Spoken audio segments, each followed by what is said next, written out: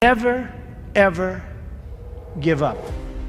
You can change and you can move around, but never, ever give up. I know people that are very smart. They went to the Wharton School of Finance with me. I know other people that aren't as smart, and those people are the top people in industry today, and they just were tougher. They didn't give up. And the smart ones had everything on their plate. They'd always come in with the A+ on the tests and the good boards and everything else. But when they ran into problems, they didn't know how to solve the problems like the guys that weren't as good. And it's very seldom that you see something other than this happen. So never, ever give up. A lot of that is all in the details. You've got to be into the details, because if you're not, they'll come back to haunt you. So oftentimes, life is in the details. Well, business also is in the details. You have to be very careful. You have to watch the dotted I's, because you can really lose tremendously if you don't watch those details. So we discussed that, and as Robert likes to say, probably more than I do, that's the little finger, but it's all about the details. It's very important. Right. You want to be totally focused. You can't take your eye off the ball. When I had troubles in the early 90s, a major article came out, and it said very strongly, everything he touches turns to gold. And I believed it. So I'd go out with models at night instead of working. But that wasn't good. And I remember I had a big lease coming up, and there was a big show, and I went to the show. I said, don't worry, fellas, you can handle the lease, you'll get it done. Well, I came back, they didn't get it done, and I would have had it done 100%. And then the market crashed in the 90s. So I had trouble, but it was sort of an amazing, I wouldn't want to do it again. It was an amazing test of yourself. Can you handle pressure? How are you under pressure? Are you smart? When everybody's coming at you. The worst employee is a good employee. A bad employee is fine because you fire that person right away. A great employee is phenomenal. You want to keep them and cherish them. They're fantastic. But a good employee, you never sort of fire them, but they never lead you to the next level. They just keep their job. They're sort of too good to be fired, but they're not good enough. You're never going to do great. So I always say, the worst employee isn't a bad employee, it's just a good or average employee. Gary Player, the great golfer, he was a little guy, very little, but he worked really hard. And he had a great statement, but he'd go, the harder I work, the luckier I get. And he wins the US Open. You have all these big, handsome guys, these big, giant guys, and they're hitting the ball a mile. And you have Gary Player. And Gary Player would win the Open. He'd win the Masters. He'd win this. He'd win that. And he said, hey, in the US Open, he hit a 5-iron to 1 foot from the hole, and he ended up getting a birdie and wins the US Open, right? And he came off the green. Now, I know I've heard the statement before, but I heard it from him in a meaningful way. They said, what do you think, Gary? What is it? He said, all I know is I've been working very hard, and the harder I work, the luckier I get. I thought it was an amazing statement. Sometimes in life, to be successful, oftentimes, most of the time, you have to follow your instincts. You have to follow your gut. You have to. Your parents may say wrong, your whoever may say wrong, but you have to do it. So much of success is seeing yourself as victorious. You have to see yourself. You have to really believe in yourself. And sometimes it's hard. You've had failures, you've had weaknesses, you've had other things.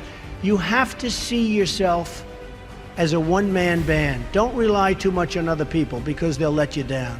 You have to see yourself as victorious.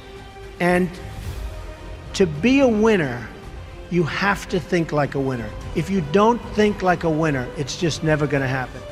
Many people have been asking about my desk and the fact that I have so many papers on my desk. It's actually very neat. I know where everything is, but if you look around, there's a lot of stuff. The fact is, I'm busy. I always notice that busy people that are very successful in many cases, have a lot going on their desk. I have papers from deals, I have papers from just about everything. I like to read up on things, I like to study what I'm doing. So therefore, you have a lot of action going on in your office. Now, some of the writers, some of the ones that aren't so smart, they talk about the desk negatively. They say, oh, isn't it terrible? Trump has so many papers on his desk. Let's analyze everything on the desk. And they do the best and they fail.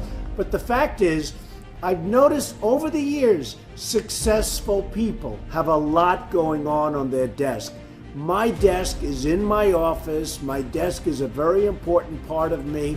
And frankly, it's a very important part of my success. Everything I do comes right through this desk. So if it's not perfectly neat, if there's a lot of action, I think that's okay. I actually think that's a good thing. You have to love what you do. And I'm not going to go over that long, but it solves a lot of problems. Because when you love what you do, when you really love what you do, you work harder. I mean, I have friends that don't love, and I tell this story. A Wall Street titan, big guy, but I was richer than him, and I'm richer, according to Forbes, I'm much richer than him. So I like that, I like that. But this big Wall Street titan, he's a big name.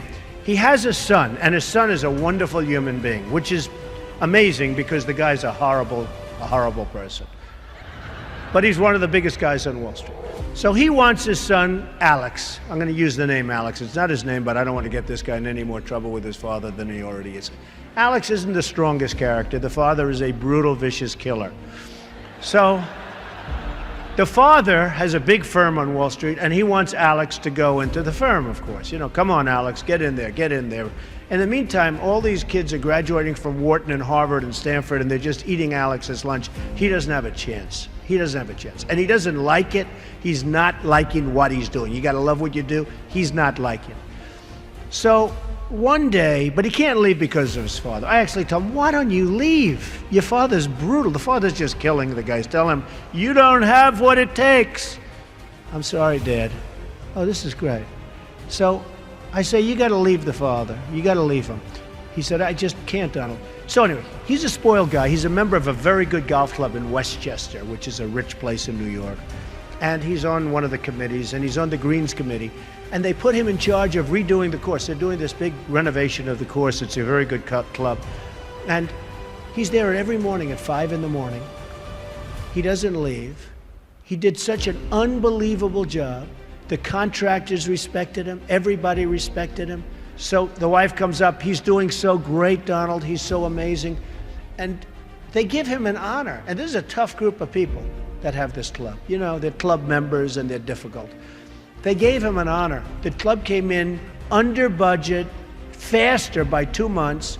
He did an unbelievable job, and the quality of the work was 10 times what they ever anticipated. So they gave him a medal. I said, Alex, you ought to go and do this for a living. You ought to be a builder, whether it's houses or clubs or golf courses, renovation or this. Oh, my father would go crazy. He'd never let me. So Alex went back to Wall Street, where he was miserable, and a year later he quit. And he started doing renovations of houses and clubs and different things. And he's doing great. So you've got to love what you do.